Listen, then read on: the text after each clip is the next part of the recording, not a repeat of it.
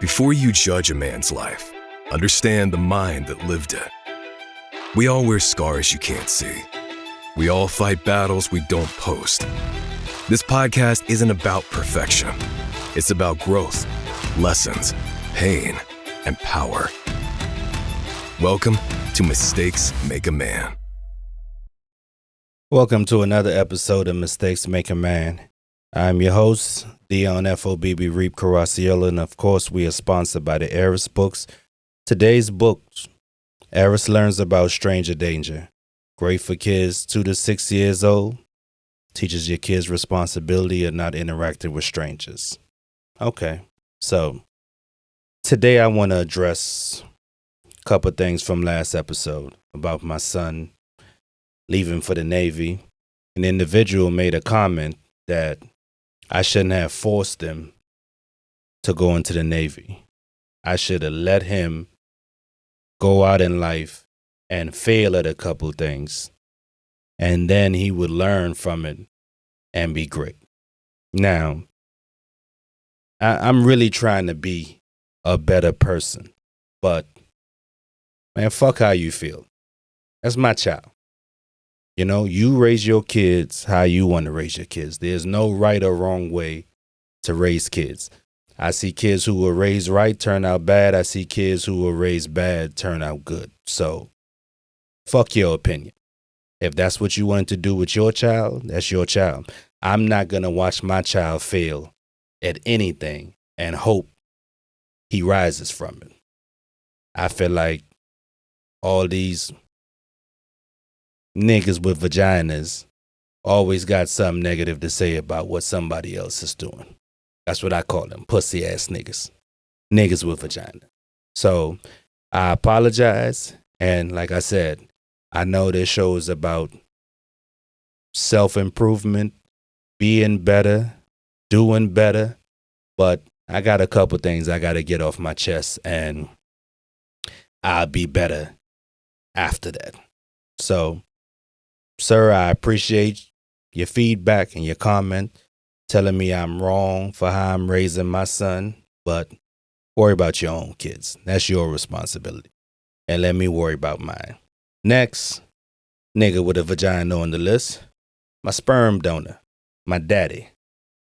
I'm going to address something. You know, he's been running around telling people that he gave me $10,000 to open my barbershop and yada, yada, yada, yada, yada, yada, yada.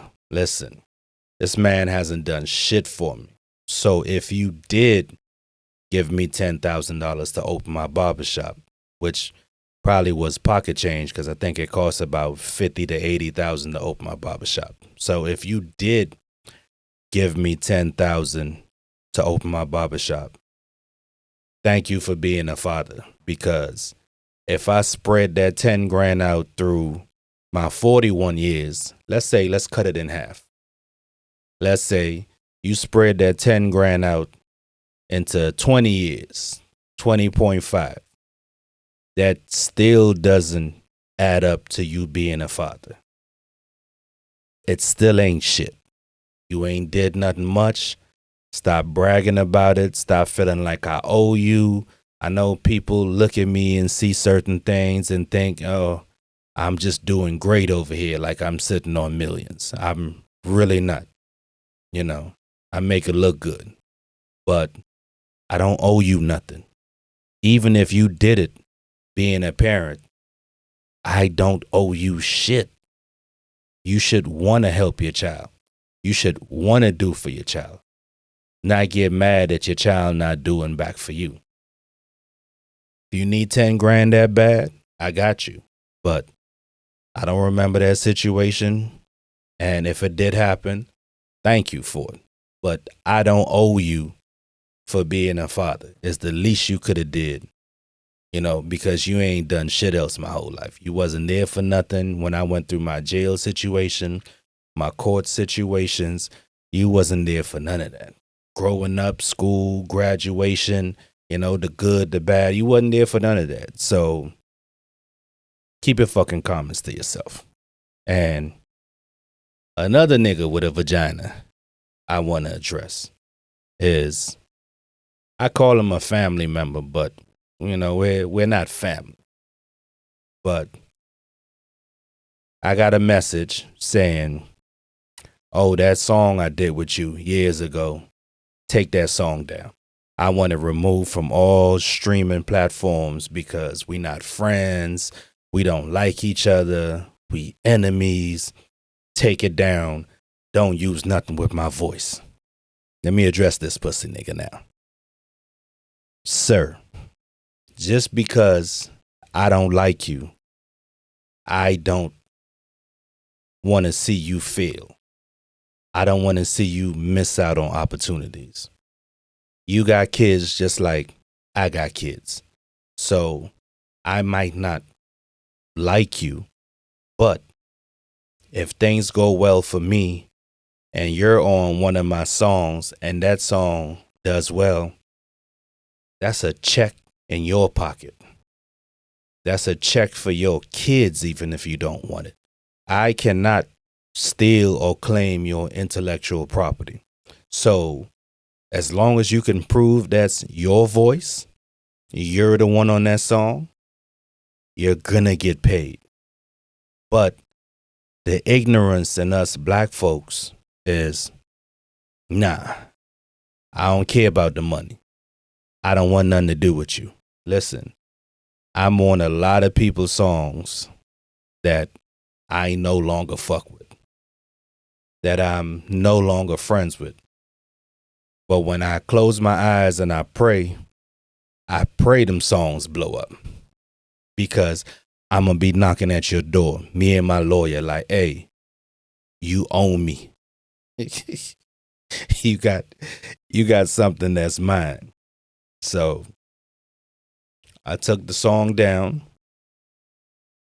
You just took money out of your kids' pockets. Took money out of your kids' mouth because either you don't believe that I'm going to be successful at anything. You see all this hard work I'm putting in and you don't believe that I'm going to be successful, or you just hate me that much that you rather see yourself fail to punish me. To all these niggas out here, to all these haters out here, you can't punish me. I'ma work 1,000% hard every day for myself. Whether I succeed or fail, I'm gonna work as hard as possible. So you cannot punish me, because I will always find a way to win. You're only gonna punish yourself by being ignorant. My mom wasn't the greatest mom in the world, but my mom used to tell me, I'ma treat you like shit so that nobody out there in the real world can hurt your feelings. Listen, I know it sounds terrible, and trust me, I felt the same way. But now I understand what she meant by it, because so many people out here committing suicide off of this social media stuff. They don't get enough likes. Somebody leave them a negative comment. Somebody got something bad to say about them. Like, somebody told me I was ugly the other day under one of my reaction videos. The person was like, yeah, your face ugly, or you ugly or something. And this person had no picture up for me to see what they look like. But that's the comment that person made. And like I said, because my mother made me strong, these negative comments don't get to me. It can't get to me. It can't affect me, because my mom said everything to me that a person could possibly say out here. You can't hurt my feelings. And to the nigga who said I was ugly, thank you. I believe it too. Because ugly niggas get money. Just like little dick niggas buy nice cars, ugly niggas get money. So you're not hurting my feelings by calling me ugly. I know I'm ugly. That's why I chase money. Because the more money I get, the prettier people are going to think I am. So thank you for the compliment. I appreciate you. And fuck you too. All right. Now, I'm going to try and do better now. I'm going to be good. Okay? Thank you, mama, for being an asshole to me so that none of these people can affect me. So, last episode, like I said, my son was leaving for the Navy on the night. For his little send-off, the day he left, we had to take him to the recruitment center to drop him off. My ex-wife showed up.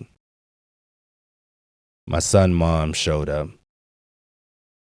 And, of course my son was there. But to the mother of my child, I kind of got in my feelings because a year ago, when my son was graduating high school, I said because he didn't take the SATs, he didn't make any plans to go to college, and he has no plans to get a job, let him go directly into the military. She told me, hell no. He doesn't want to go. He's upset. No. So I asked, what's the plan for him? Oh, he's going to sit around until he figures out what he wants to do. We're not doing that. Like I said in the last episode, I'm not letting a child that has never walked in adult shoes make adult decisions for himself. It's only going to hurt him and cost me money in the future. His mistakes will cost me money because I will have to put up the money to fix it or get him out of it. So no, he will not sit around and wait to see what happened. So she didn't want him to go in the military. Everything he's been going through, from his SDOTs to his training, crunches, push-ups, I've been there every day. Every day. We outside, I'm making sure he exercises. I'm creating study guides. I'm making phone calls. I'm asking questions because I want my son to go in there and get the best job he could possibly get, starting off being the best that he can be. She wasn't there for any of that. She didn't assist. She didn't help. She didn't even come visit the boy. But on that day when he was leaving, she decides that she was going to be the one to take him into the building with the recruiters for his send-off. And I got upset, but I had to remember that what I do for my kids, I don't do it to get praises for it. I don't do it to look like the good guy at the end of it. I don't do it so people can say, yay, you're a great dad. But what I don't like is people who don't put in any work at all, but then you want to come stand at the finish line and get all the glory. These people don't know you. These people have never seen you. But you decide, you and your boyfriend, whatever, decides to walk up in this office and play hero.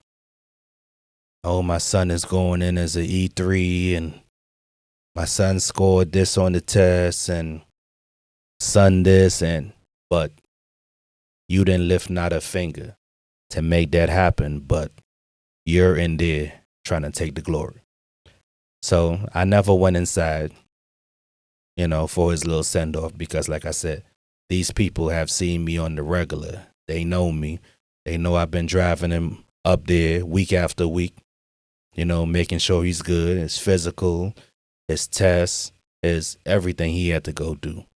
I was doing all that running back and forth. So these people know me, but you came and took all the glory at the end of it. It's all good.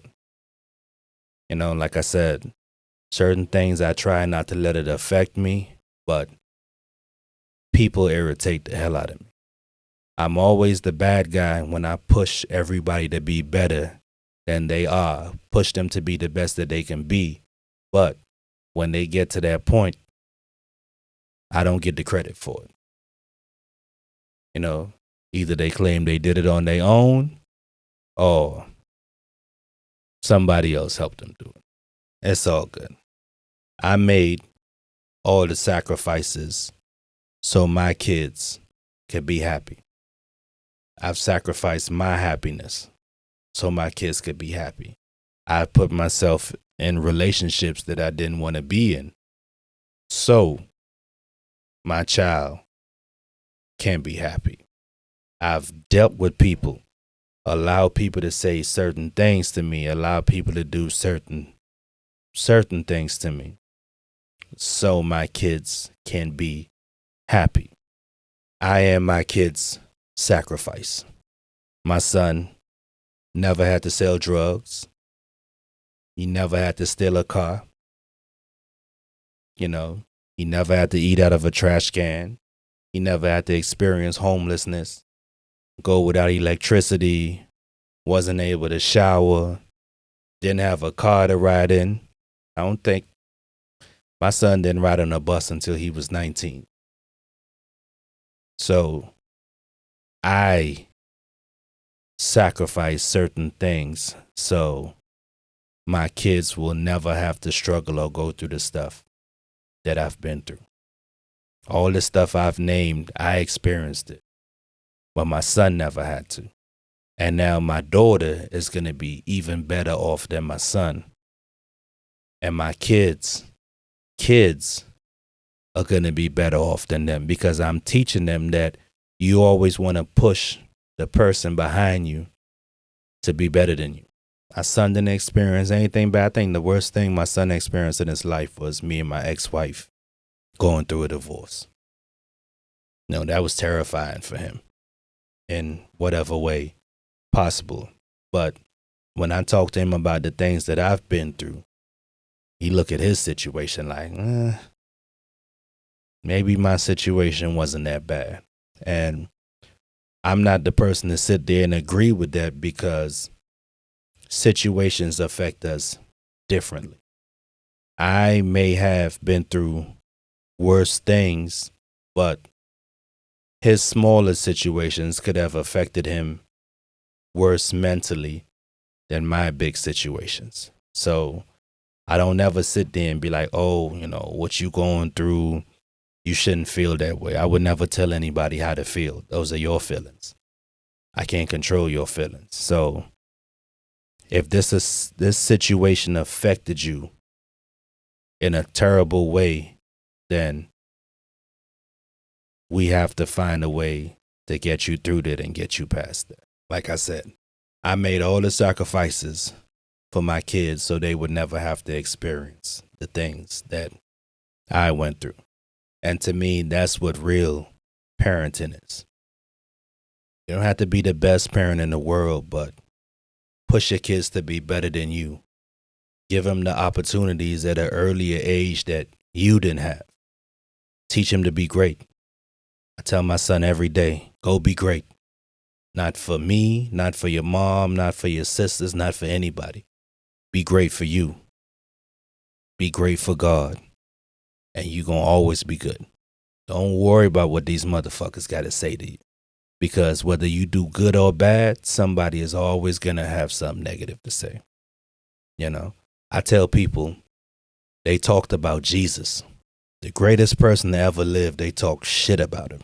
So if they talk shit about Jesus, who are you? I try to make a little bit of sense. But anyways, let's get into these situations that I've been in. So I've been married. I'm on my third marriage now. I know people going to have something to say about this. Oh my God, 3 times. Look here. I'm going to do it 1,000 times until I get it right. That's just how I feel. I never believed in marriage until I got married the second time. And I was like, this ain't bad. I like saying I got a wife. This is my wife. My wife. Not my girlfriend. Because I feel like I'm too grown to be somebody's boyfriend.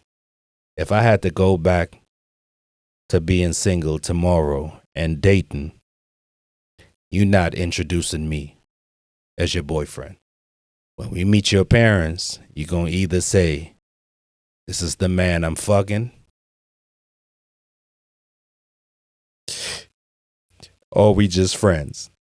I'm not doing the whole boyfriend thing. So my first marriage was to my son's mom, and that came at an early age. I was on the verge of getting deported. Yes, I was getting sent back to another country.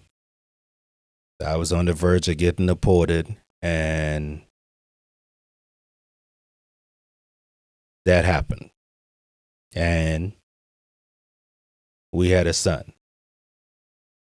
I'm not going to go into too much details about it, for the people that's experienced that or family members been through it, they know. But we both knew what the situation was, and she expected me to be the greatest husband in the world. And in my head, I was like, we're kind of doing this as a favor to each other. You love me and care for me enough that you want me to stay in this country. Now we have a child to raise together, but you're looking at it as, oh, we did this for love. Like, we in this together for life. I didn't feel that way. So I did what I had to do. I did me. Then after that, I ended up leaving the mother of my child for my side chick. I ran into somebody, and, her upbringing was different from my first wife. Even though, my first wife was about family and stuff, my second wife was really deep rooted into family. I'm talking about the cooking, the treatment. Like, the day I met her, I was eating good from day one.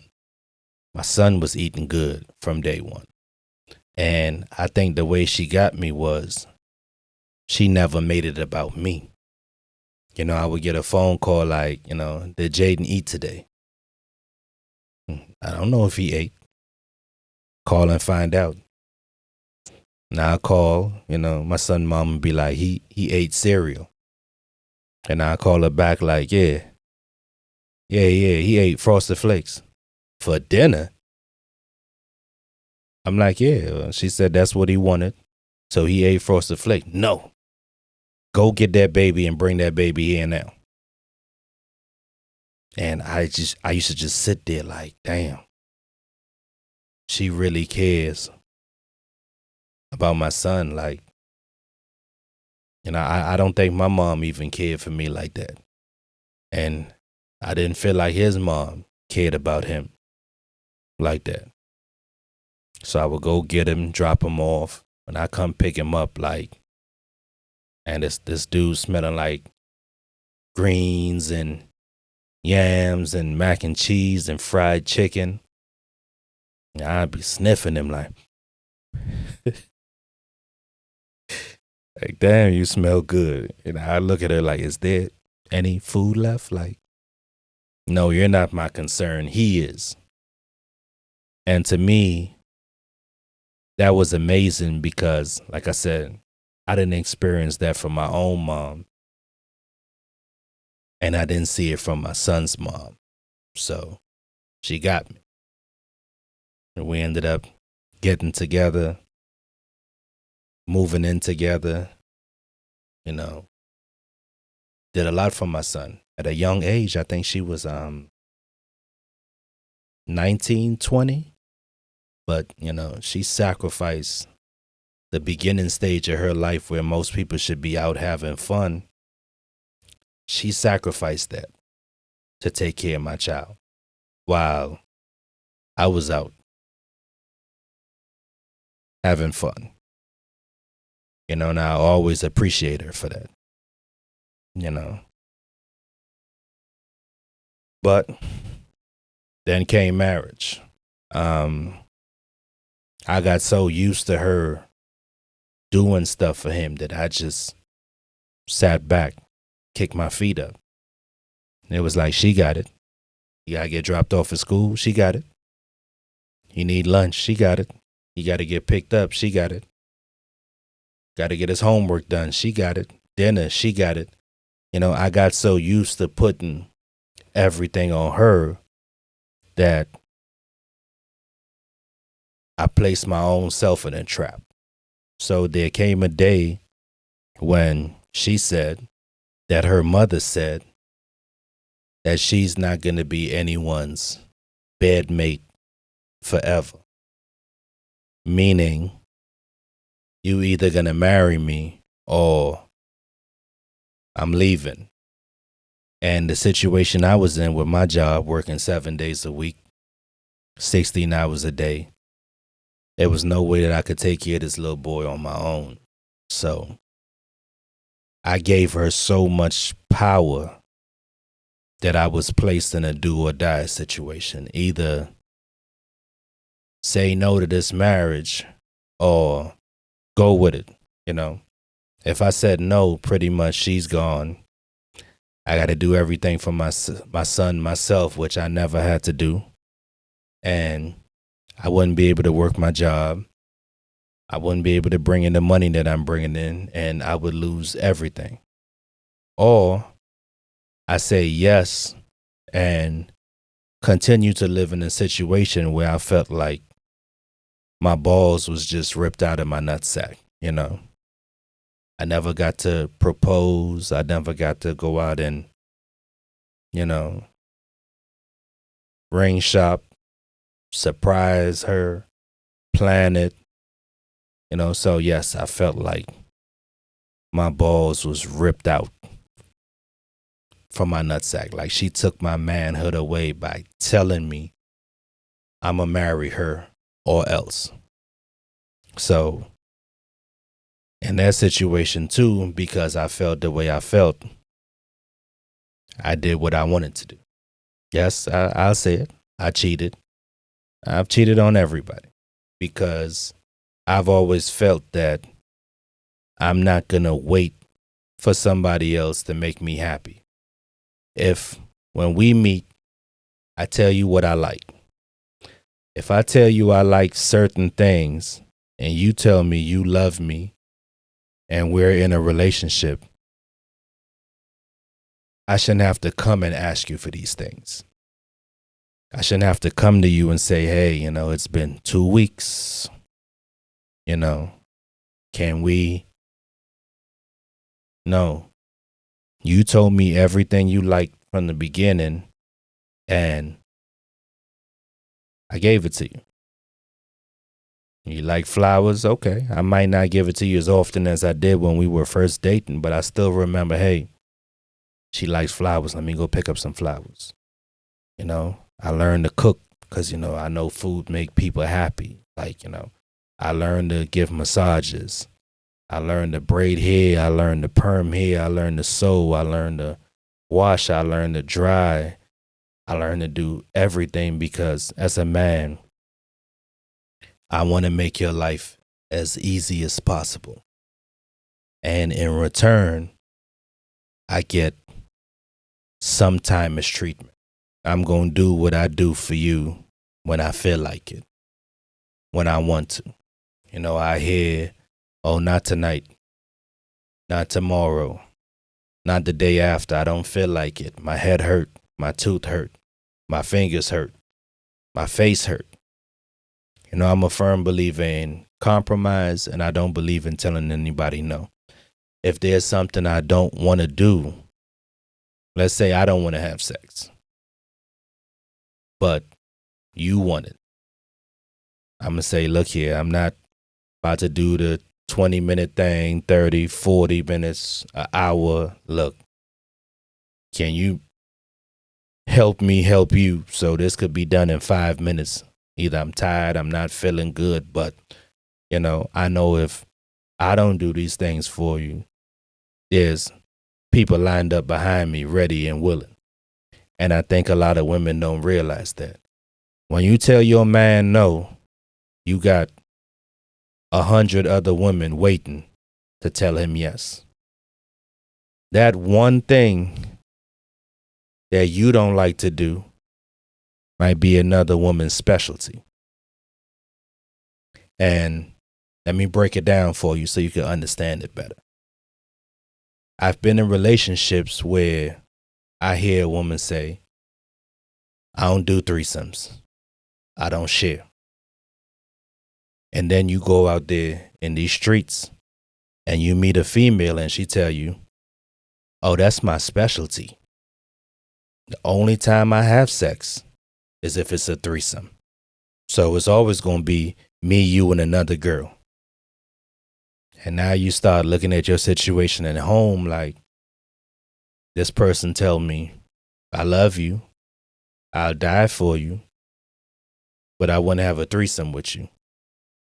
And then you meet a stranger who tells you, I don't love you, I won't die for you, but sure, threesome sounds fun.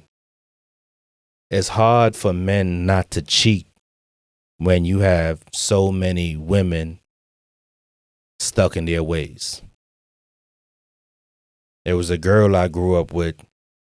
She used to fuck for 3 wings and fried rice. If you called and asked her if she was available, she would say, yeah, just bring me 3 wings and fried rice. And I started getting money. I was like, hey, I could bring you 5 wings, 10. Nope. It'll just go to waste.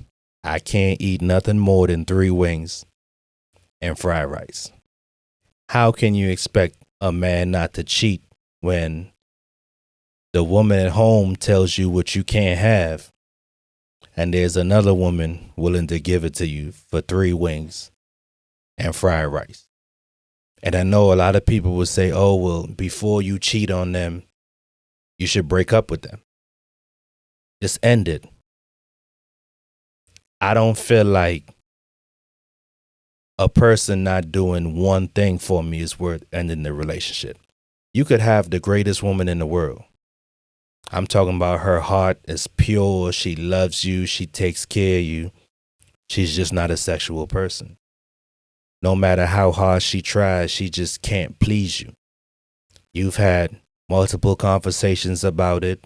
She's tried different things, watched videos but she just can't get the job done. I wouldn't leave that person because she can't get the job done.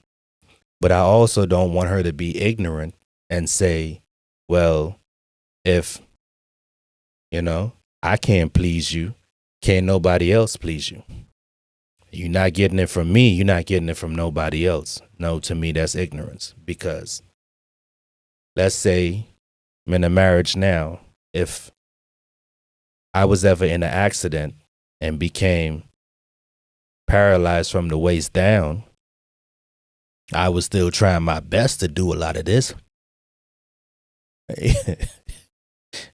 Tongue gonna be strong as hell, but there's still certain things she would need, and I wouldn't want her to leave me because I can't deliver the goods.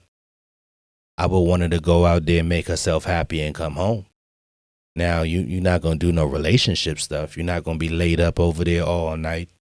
You're not going to be going out on dates, going to the movies, going out of town on trips. No, you're going there for the one thing that I can't give you. You go get that and you bring your ass back home. I am a real individual, and I'm not going to lose a good person over foolish pride at all. But that's how most people think. I try to explain to a lot of black women, Look at these dudes that make $1 million and they run and get a white woman. Soon as they become a millionaire, they get a white wife. You know why? That white woman ain't telling them no to nothing they want. She letting her men fuck her friends, fuck her mama, cousin, auntie, because that money coming right home to her. I know people would be like, oh, well, go get a white woman. Hey, that's how you feel. If you want to play the ignorant role and lose your good man because there's something you don't want to do, and that's on you. You know, I was working at Comcast and I went to this lady's house, hook up her cable, and she's in there crying. And of course, I tried to back out real quick and go down the steps, and she was like, where are you going? Come here. So I'm in there working and she's crying tears, and I'm like, are you okay? No, I'm not okay. I said, well, I'm sorry to hear that. Something you want to talk about? Yeah, I'm going to tell you about this ancient ass husband I got. And I said, look here, if you're going to tell the story, tell the whole story. Don't just tell me the part that you think I want to hear. And she said, my husband left me for a chick up the street that got AIDS. I said, your husband left you for somebody with AIDS? She said, yeah. So she started going into the story, and she was like, so I've been married to my husband for 27 years. She said, I never had to work. I sit at home, watch my soap operas all day. She was like, I had 3 kids outside of our marriage, and he raised all 3 kids like they were his own. This man raised 3 kids and sent them to college that was not his. Never treated her any differently for her indiscretions. And one day that man asked her for some head, and she said, I don't suck dick. And the first thing came to my head was, that lady up the street is sucking the shit out of his dick. For him to pack up and leave, that lady is sucking the black off of that shit. And I asked her why. I said, after everything you've put this man through, after everything this man done for you, why? She was like, I don't suck dick. So fuck him. I say, but now you're stuck in this apartment. You have no job, no way to pay the bills, no groceries. Soon you'll have no lights. I said, guess what? She said, what? I say, now you're going to have to suck a dick for even less. I say, because these new age niggas, nigga, if they give you a ride to work, they want their dick sucked. If they buy you some groceries, they want their dick sucked. I said, so you just gave up a good man over something that you're not willing to do, and you're going to have to turn around and do that same thing you didn't want to do for even less. So she asked me, well, what do I do now? I said, you find that man wherever he is, and you drop down on your knees and do what you got to do. Show that man that you're willing to do anything to get him back. I say, because that lady up the street, she ain't going to let that man go easily. That man paying bills. She get to sit at home all day, don't have to work. Listen, she is on that thing before he go to work. When he come home from work, she probably going up to his job and sucking it on his lunch break. So we have a lot of foolish pride. And like I was, saying, going back to my second marriage, it became a lot of that. Certain things I wasn't getting, certain things she wasn't willing to do, stuff she was willing to do before we got together, because I felt like she wanted this relationship, so she worked hard to get it. But when she got it, all of those fun things stopped. So, of course, we had multiple conversations. Stuff would change for 2 weeks and then go right back to what it was. But as always, I became the bad guy because I was doing what it took to make me happy. So, of course, that divorce ended. It ended badly, and maybe one day I'll get on the show to do an interview so we can hear the full story of what happened the night, we separated. And then comes my third marriage. And this person right here, I do love her because I feel like she's a lot like me. Do I regret getting married? Yes, because I felt like I should have got to know her better. I would have seen the things that I'm seeing now if I had just waited a little more, been a little more patient. But this marriage is actually the first marriage that I chose to be in. I chose this. I asked her. At the time, I was going through a custody battle with my ex-wife. She took me to court for custody of my son, who is not hers, but she raised him. And I think with all the pressure of that and the stress and everything I was going through, feeling suicidal, I ended up proposing to my wife now because I felt like I didn't have anybody in my corner. But I did have a very long conversation with her. Before it, I was like, I don't want to live a boring life. I don't want to have a boring relationship. I want to do fun things together, I want to go to sex clubs and stuff like, we don't have to participate, but I want to go there and look. I'm like, I don't want that boring, boxed in, living in prison relationship like my other two relationships I've been in. You're not doing this, you're not doing that, you can't do this. So with them, I didn't lay this out on the table, so I can't get too upset that they didn't want those things later on. But with this person, I laid all those things out. I want to have fun, or I don't want to be in this relationship. And she agreed to everything. I said, I like to have fun too. I'm promiscuous. I'm this. I'm good. Like, yes, we can do it all. And once again, people, I'm not just going to say women because men do it too, say what they have to say to get into relationships.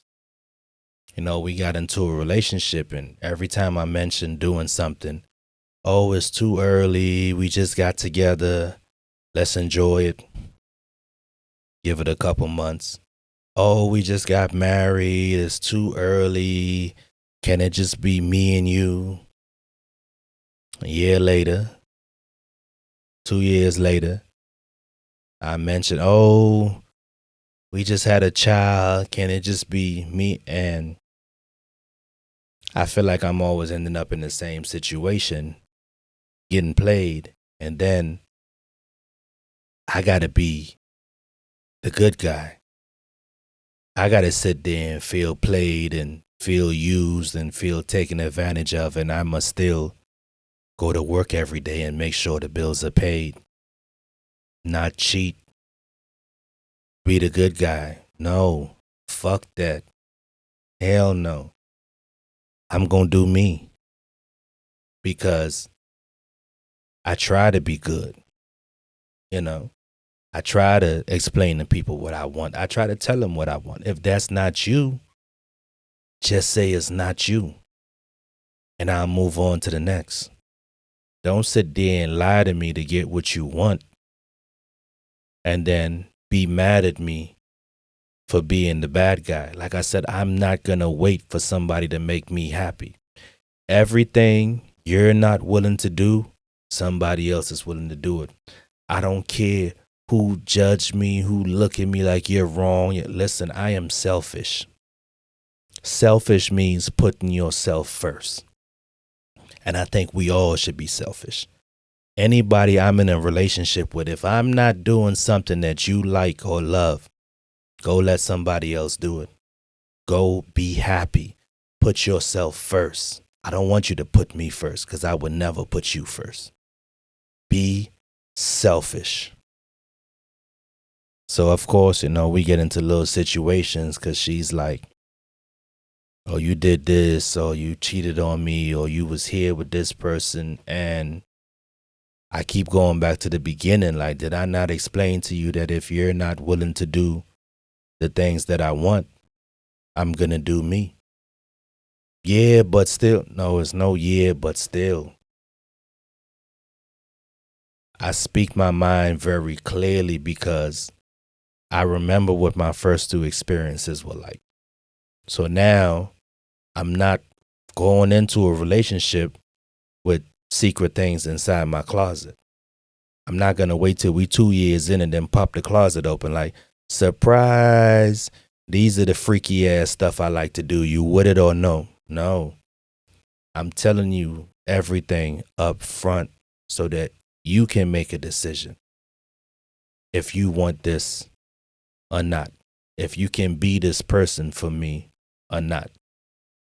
And I felt like I was played, but all in all, I love her. I think she has a good heart. She's a wonderful person. But I always explain to her, and I tell her this saying. I tell her, you're giving me another man's sandwich. For the people that's never heard that saying, it means if I ask you to make me a sandwich, you're not even asking me what I like on my sandwich. You're going straight to the kitchen to make a sandwich that your last nigga used to eat. Whatever your last nigga liked on his sandwich, that's what you're putting on that sandwich because you think that's how every man likes a sandwich. No. Ask me what I want. Matter of fact, I tell you what I want. But people still try to give me other niggas shit. You can't be a great wife or a great husband if you're doing what you think your spouse wants. You could only be a great wife or a great husband if you're doing the things that they do want. So you could be a wife that's cooking, cleaning, taking care of the kids, going to work every day, having sex. You could be doing all of that. But if that man likes his feet rubbed at 8 p.m. every Wednesday night and you're not doing that, you're not a good wife in his book. You're not, because you're doing all the things that you think he wants. Society teaches us how to be a good wife, a good husband, a good father, a good son, a good boyfriend, when all you really have to do is just ask that person what they want. Simple, huh? And most people never experience happiness because the simple things that they may want, they're not getting. Me, I'm a simple individual. I want a woman that's going to check on me every morning, check on me every evening. You don't have to call. We don't have to talk on the phone. But it's morning time. Hey, did you wake up this morning? You okay? You good? Yes, ma'am. Thank you. How about yourself? Hey, I'm going to bed or the night's ending, just making sure you all right. You good? Oh, I appreciate, thank you. Somebody that could support me. You ain't got to help me pay for shit. You ain't got to help me do the work. But just tap me on my shoulder and say, hey, you can do it. Those are some powerful words because all the relationships I've been in, I've never had anyone's support. I've came up with ideas. I've done stuff. I've been called stupid. That's dumb. That's stupid. Who thinks of that shit? You're fucking stupid. But soon as that idea takes off, makes money, brings in a profit, you're the first one in line ready to spend it. You know, I'm working on something. You see me struggling doing 4 or 5 things, and you don't come over as a wife or as a woman and say, hey, can I take on one of those things for you? Just to lighten my load. You're not a good wife in anybody's book. Same with the men. If you could watch your woman go work 2 jobs, be gone 16, 20 hours a day, and you sit at home and play video games or hang out with your homies, you're not a good husband. I don't want anybody with me that succeeds. I just want a motherfucker that try. You ain't got to be the best at anything. I just want to see you try. So, I know a lot of people might not like what I had to say, but I think I established this from the beginning. I don't give a fuck. Anybody that I've been with in the past that don't like how I think, don't like how I feel, I don't give a fuck. I'm living for me. I'm going to make me happy. And the day I find somebody that want to make me happy as much as I want to make them happy, then that's the person I could see me spending the rest of my life with. Because I'm going to genuinely do the same for them. Like I say, as a man, I learned to do it all because I never want to be in a situation where, oh, only the woman got to cook. Only the woman got to clean. Oh, only the woman got to do this. Woman got to do that. Nah, baby girl. You perming your hair, sit back, I'll perm it for you. You coloring your hair, sit back, I'll color it for you. If I got the day off, I'm doing the laundry. I'm folding the clothes. I'm doing everything I got to do to make life easier for you, because when we get to that bedroom, I don't want no excuses. I don't want you saying, oh, I'm tired because I had to cook and clean today and take care of the kids. No, I took care of all of that for you. So when we get in that bedroom, you shouldn't be tired from anything. You shouldn't have any excuses. And I'm not saying it has to happen every day, every night, all day. But what I'm saying is, if a week goes past before you do something for your man or your man do something for you, that's not a good sign. Because if he ain't doing it for you and she ain't doing it for you, somebody else doing it for them. A man is not going to go without sex. A woman is not going to go without sex. Maybe a woman can go longer, but eventually she'll find somebody to fill that gap. We got to do better for each other. We got to be more attentive. And, you know, even with me talking to my ex-wife, we've learned so much from us being together, because the person my ex-wife was in our marriage, I am now her in this marriage. I'm the one complaining about time, complaining about support, complaining about, you're going to spend time with the child, you're going to do this for me, you're going to take time off, you're going to help out, you're going to support me, you're going to push me to be better, tell me I can do it. Those are the complaints that my ex-wife had about me that I now have about my wife. And I get it. In time, she's going to grow.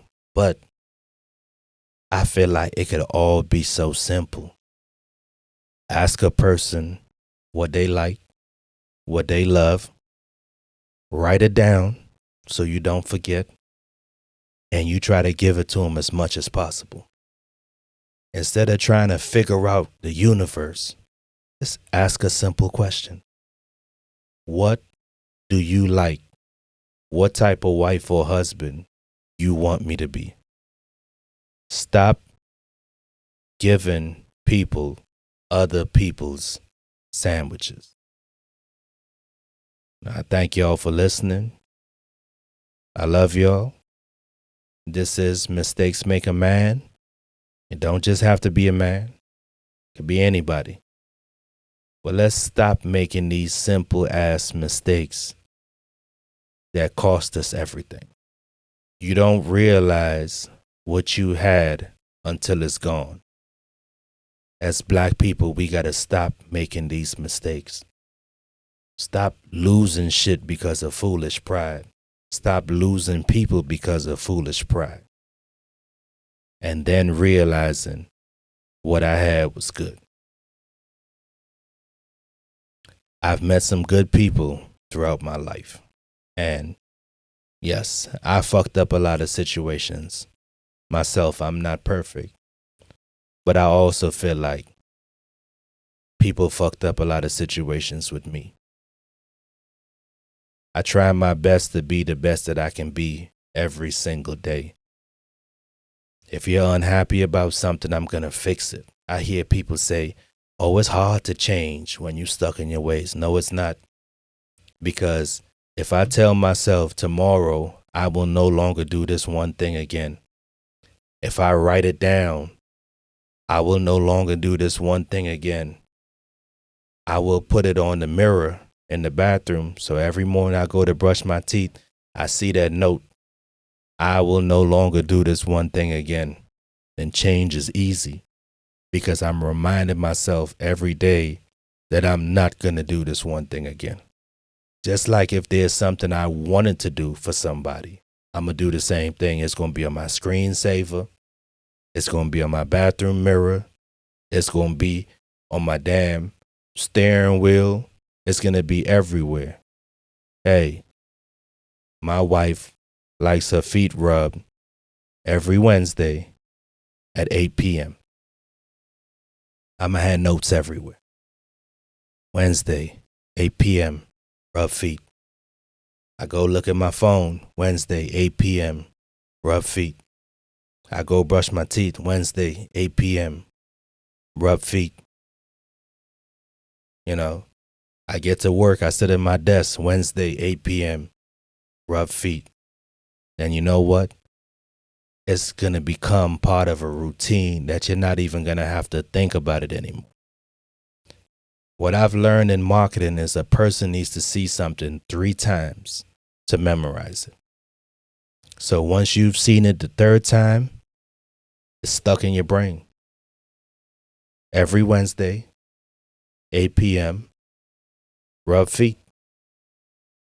And life could be all so simple. Put the foolishness aside, put the pride aside, and let's be great for each other. I love seeing black couples do their thing. Not a big fan of Jay-Z and Beyonce, but I love seeing them.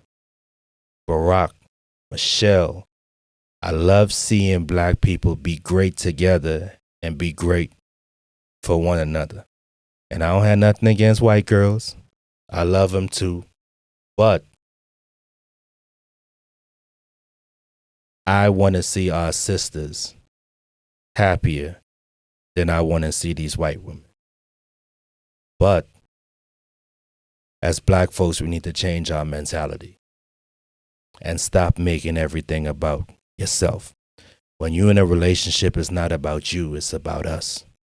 It ain't about what I want, it's about what we want. So either we compromise or we go our separate ways. So yes, I hope my marriage lasts, but if it don't, I'm always going to seek my happiness. I'm always going to try to find my happiness. It's on the other person whether they want to choose to make me happy or not. So I'll see y'all on the next episode. Mistakes make a man. I just hit over 10 million views on my YouTube, go check out those playlists. I got my music playlist, FOBB Reap playlist. I got the Caracciolo family playlist. I got the Eris books playlist, my daughter's books. I got the Princess TV playlist. That's my daughter's playlist. And I got the Car Confessions playlist and the LOL playlist for all the people that love jokes and like to laugh. Man, go check it out. Thank you for supporting me. I love y'all. Good night. Every decision has a story. Every mistake has a lesson. Before you judge a man's choices, understand the mind that made them. I'm not saying every decision is right, but who are you to judge a life you've never lived? This is Mistakes Make a Man with Dion FOBB Reap Caracciolo. Until next time, grow through what you go through.